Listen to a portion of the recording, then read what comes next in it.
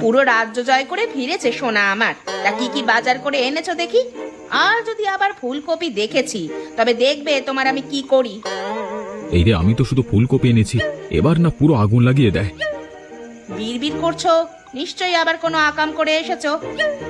না না, কিছু বলছি না। তুমি বরং বাজারগুলো দেখো, আমি না পাড়ার বন্ধুদের সঙ্গে একটু আড্ডা দিয়ে আসি, অনেকদিন আড্ডা দেওয়া হয় না। একদম বেশি চালাকি করবে না বলে দিচ্ছি। আমি কিন্তু বুঝতে পারি কিছু একটা গন্ডগোল আছে। এখানেই দাঁড়িয়ে থাকবে নাকি, একটুও নড়বে না?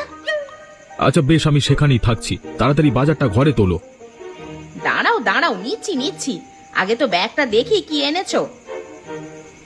আবার সেই শিম আর ফুলকপি, কিন্তু আজ আমি একটা হেস্ত নেস্ত করেই ছাড়বো, এই বলে দিলাম।